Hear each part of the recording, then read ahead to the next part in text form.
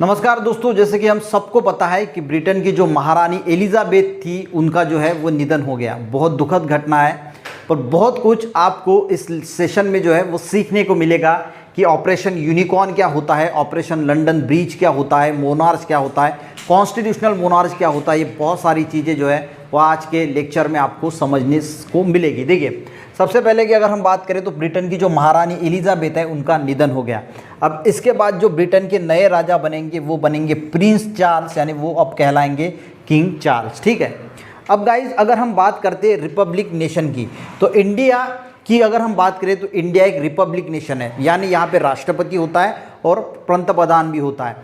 जो राष्ट्रपति का चुनाव होता है जहाँ पे वहाँ पे जो इलेक्टेड ही होते हैं, यानी देखिए हम वोट करते हैं, वोट के बाद हम जिस विधायक को चुन के देते हैं वो विधायक जो है वो फिर राष्ट्रपति को चुनते हैं। यानी हमारे यहाँ पे जो शासन होता है वो राष्ट्रपति और पीएम इन दोनों से मिलके जो है वो चलता है, और इसीलिए इसको रिपब्लिक नेशन बोला जाता है, क्योंकि राष्ट्रपति इनडायरेक्टली जो है वो हमने ही जो है वो चुन के दिया हुआ एक व्यक्ति होता है। ठीक है।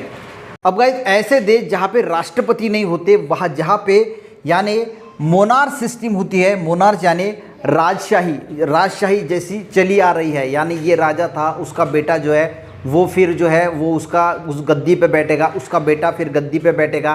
तो वो जो चीज़ होती है, वो जो प्रशासन होता है संभालने वाला, वो कोई इलेक्टेड नहीं होता, कोई उसको चुन के नहीं देता। तो चुन के नहीं देता तो वो जो परंपरागत चली आ रही चीज़ है उसको बोला जाता है मोनार्ची, यानी राजशाही घराना। राजशाही घराने के ही सब जो नातू पंतु है वही फिर गद्दी पे बैठते हैं और शासन जो है वो संभालते हैं। ठीक है।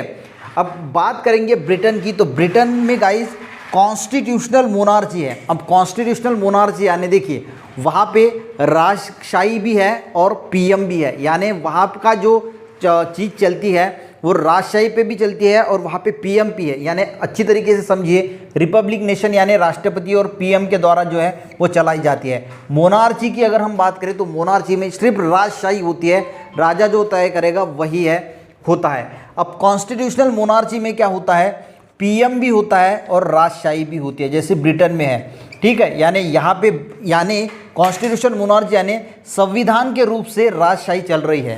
यानी ऐसा नहीं है कि मेरा वचन ही शासन के नियम नहीं है, यानी जो राजशाही है उनका नियम यानी वचन नहीं है, तो संविधान के रूप में जो है वो राजशाही चल रही है, यानी संविधान भी है और राजशाही भी है, तो उसको बोला जाता है कॉन्स्टिट्यूशनल मोनार्ची। तो ब्रिटेन में गाइस कॉन्स्टिट्यूशनल मोनार्ची है। और अगर हम बात करें तो 15 ऐसे देश है, कुछ मैंने हाईलाइट किए हैं, उसमें से इंग्लैंड है, स्कॉटलैंड है, न्यूजीलैंड है, ऑस्ट्रेलिया है, न्यूजीलैंड है, वहाँ पे ये कॉन्स्टिट्यूशनल मोनार्ची जो है वही लागू होती है। ठीक है, यहाँ पे समझ में आया। अब बात करेंगे गाइस ये ऑपरेशन यूनिकॉर्न क्या है। अब देखिए जो रानी एलिजाबेथ है इनकी जो डेथ हुई है वो हुई है स्कॉटलैंड में, उनका स्कॉटलैंड में देहांत हुआ है और इसीलिए इसको बोला गया है ऑपरेशन यूनिकॉर्न। अब ऑपरेशन इसलिए बोला गया है कि उनके देहांत के बाद फिर क्या क्या करना है, उनकी बॉडी को कहाँ पे लेके जाना है, अंतिम संस्कार कैसे करना है, तो ये सब जो चीज़ें ऑपरेशन जो है वो डिसाइड किया जाएगा। तो स्कॉटलैंड में इनकी देहांत हुआ है और इसीलिए इसका नाम ऑपरेशन यूनिकॉर्न है।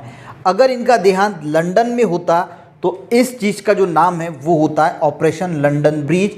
यानी फिर जो देखिए देहांत कहाँ पे हुआ है इस हिसाब से वो नाम गिरे है। स्कॉटलैंड में देहांत होता तो ऑपरेशन यूनिकॉर्न, फिर ऑपरेशन यूनिकॉर्न के तहत बाकी की सभी चीज़ें जो है वो डिसाइड की जाती, और लंदन में अगर इनका देहांत होता तो उसको बोला जाता ऑपरेशन लंदन ब्रीच। यानी ऑपरेशन लंदन ब्रीच के तहत फिर सारी चीज़ें जो है वो डिसाइड की जाती है कि आगे क्या करना है। ये छोटा सा वीडियो बनाने की कोशिश की है, आपको कुछ नॉलेज देने की कोशिश की है। वीडियो अच्छा लगे तो ज़रूर लाइक कीजिएगा। मिलते हैं नेक्स्ट वीडियो में, तब तक के लिए जय हिंद।